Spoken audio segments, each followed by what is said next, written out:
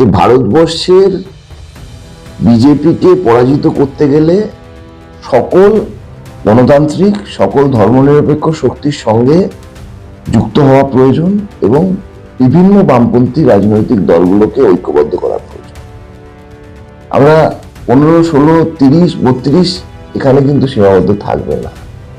যে পরিমাণ ধস বিজেপির নামবে এই নির্বাচন, আর যেভাবে তৃণমূল কংগ্রেসের বিরুদ্ধে মানুষ ঐক্যবদ্ধ হচ্ছে, একটা অপ্রত্যাশিত ফলাফল পশ্চিমবাংলার মানুষ দেখবে।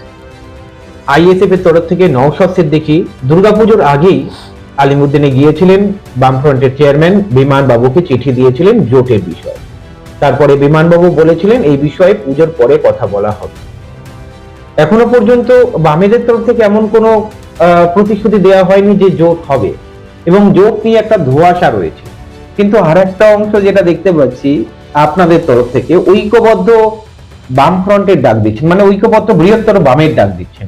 মানে 2026-এ কি ঐক্যবদ্ধ বাম লড়তে চাইবে বিধানসভাতে, নাকি আইএসএফ কংগ্রেসকে সঙ্গে নিয়ে লড়তে চাইবে? না, আমাদের পার্টির যে আন্ডারস্ট্যান্ডিং, পার্টি কংগ্রেসের যে আন্ডারস্ট্যান্ডিং, সেটা হচ্ছে আমাদের বৃহত্তর বাম ঐক্য তৈরি করাও আমাদের লক্ষ্য। মানে বামফ্রন্টের বাইরে যে বাম আছে, মানে সিপিআই, এমএল আছে, আরো অনেক বামপন্থী দল রয়েছে যারা তথাকথিত ভাবে বামফ্রন্ট, সেই বামফ্রন্টের শরিক ছিল না। নানান কারণ আছে তাদের কাছে আমাদের পৌঁছানো। সেটা শুধু পশ্চিমবাংলায় নয়, সারা ভারতবর্ষেই আমরা সেটা করতে চাইছি, যে বৃহত্তর বাম ঐক্য তৈরি করতে হবে। কিন্তু এখানেই আমরা থেমে নিই, আমাদের পার্টির আন্ডারস্ট্যান্ডিং এখানে থেমে নিই। আমাদের পার্টি এটা বলছে যে যেহেতু এরকম একটা সাম্প্রদায়িক ফ্যাসিস্ট সর্বগ্রাসী শক্তি ভারতে শাসন করছে বিজেপি, তাহলে তাদের বিরুদ্ধে লড়াই করতে গেলে শুধু সব বামপন্থীদের ঐক্য করলে হবে না। আমাদের বামপন্থীদের ঐক্য তৈরি করবার সঙ্গে সঙ্গে সকল গণতান্ত্রিক শক্তি, সকল ধর্মনিরপেক্ষ শক্তি, তাদেরকেও নিজেদের কাছে নিয়ে আসতে হবে। এবং এই ক্ষেত্রে দাঁড়িয়ে যে শুধু রাজনৈতিক দলদেরকে নিজেদের কাছে নিয়ে আসতে হবে তা নয়, এই ক্ষেত্রে দাঁড়িয়ে বিভিন্ন সংগঠন যারা মনে করে আজকে ভারতবর্ষে একটা স্বৈরাচারী শাসন ব্যবস্থা চলছে, আমাদের সংবিধান বিপদের মধ্যে রয়েছে, এর বিরুদ্ধে যারা ঐক্যবদ্ধ লড়াই করতে চায় তাদেরকেও সঙ্গে নিতে হবে। তাহলে এই আন্ডারস্ট্যান্ডিং এর ভিত্তিতেই পশ্চিমবাংলায় নির্বাচন হবে। আমরা অবশ্যই চাইবো যে আমাদের এই নির্বাচনে সিপিআই, এমএল আমাদের সঙ্গে আসুক। এমএল তো আমাদের বামফ্রন্টে নেই, কিন্তু নৈহাটিতে উপনির্বাচন হলো, সিপিআই এমএল ক্যান্ডিডেট দিল, আমরা তাদেরকে সমর্থন করলাম। তবে সিপিআই, এমএল বা রাজনৈতিক ভাবে বামপন্থী দল সঙ্গে এলো মানে সেখানেই থেমে গেলাম তা নয়। কংগ্রেস এর সঙ্গে 2016 থেকে আমরা লড়াই করছি, নির্বাচনী লড়াই হচ্ছে। ভারতবর্ষের ক্ষেত্রে ইন্ডিয়া জোটের সঙ্গে আমরা ওতপ্রোতভাবে যুক্ত, ইন্ডিয়া ব্লকের সঙ্গে আমরা ওতপ্রোতভাবে যুক্ত। আমরা চাইবো তারাও থাকুক। এবং আইএসএফ নতুন দল, কিন্তু যেভাবে তারা তৃণমূলের বিরোধিতা করছে, যেভাবে তারা বিজেপির বিরোধিতা করছে, তাদের সঙ্গে আমরা 2021-এর নির্বাচনে লড়েছি। তারপরে সাময়িক ভাবে হয়তো ছন্দপতন হয়েছে, কিন্তু আগামীতে আমাদের সবাইকেই একসাথে আসা উচিত।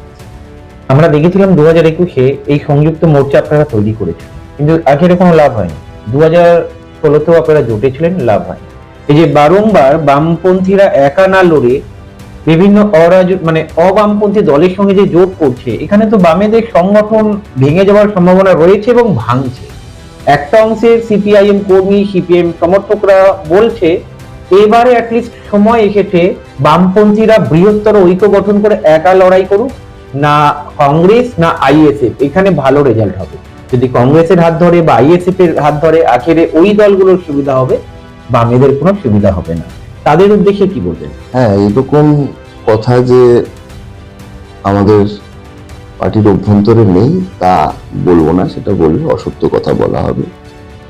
এরকম একটা আলোচনা মানে অল্প হলেও আছে, কিন্তু এটা আমাদের সকলকেই বুঝতে হবে যে নির্বাচনে জোট কখনো এক পক্ষ থেকে হয় না। তালি যেরকম এক হাতে বাজে না, জোটও এক পক্ষ থেকে হয় না। আমরা চাইলাম, কিন্তু আর একটা দল চাই। কিন্তু চাইলো না। আমরা এখন যেটা বলছি, আমি এখন যেটা বলছি সেটা নীতিগতভাবে আমাদের যেটা স্ট্যান্স, নীতিগতভাবে আমাদের যেটা মূল্যায়ন পার্টি কংগ্রেসের, সেইটা বলছি যে ভারতবর্ষের বিজেপিকে পরাজিত করতে গেলে সকল গণতান্ত্রিক, সকল ধর্মনিরপেক্ষ শক্তির সঙ্গে যুক্ত হওয়া প্রয়োজন এবং বিভিন্ন বামপন্থী রাজনৈতিক দলগুলোকে ঐক্যবদ্ধ করা প্রয়োজন। কিন্তু এইটা প্রয়োগের ক্ষেত্রে গিয়ে যদি আমরা চেষ্টা করছি, ঐকান্তিকভাবে চেষ্টা করছি, কিন্তু সেটার রেসপন্স আসছে না, তখন তো সেটা ফেল করবে। সুতরাং ভবিষ্যতে কিভাবে এটা প্যান আউট করবে, কিভাবে এটা প্রকাশিত হবে, সেটা শুধু সময়ই বলতে পারে এবং সবাইকেই চেষ্টা করতে হবে। আমি বলবো এটা হওয়াতে গেলে সবাইকেই চেষ্টা করতে হবে, কিন্তু যদি না হয় তাহলে আমাদের একাই লড়তে হবে। এই লড়াইয়ের জন্য আমরা প্রস্তুত। আমরা দেখেছিলাম মদন মিত্র বেশ কয়েক মাস আগে বলেছিল বামেদের যুব যে মুখ এসেছে, দারুণ দারুণ মুখ এসেছে এবং বামেরা অ্যাটলিস্ট 15-16টা আসন জিততে পারে। তার আগেও হুমায়ুন কবিরের কথা আবার আসছি, উনিও একবার বলেছিলেন বাম কংগ্রেস আইএসএফ যদি একসঙ্গে লড়ে 2026-এ 34-35টা আসন পেতে পারে। এটা কমপ্লিমেন্ট হিসেবে দেখছেন কি ওদের কথাগুলো? কমপ্লিমেন্ট নন কমপ্লিমেন্টের ব্যাপার নয়, এটা রিয়েলিটির, এটা সত্য। কিন্তু যে সত্যটা নির্বাচনের পরে প্রকাশিত হবে, সেই সত্যের ব্যাপ্তির ক্ষেত্রে দাঁড়িয়ে এই সংখ্যাগুলো কম। আমি বলছি আমরা 15, 16, 30, 32 এখানে কিন্তু সীমাবদ্ধ থাকবে না। যে পরিমাণ ধস বিজেপির নামবে এই নির্বাচন,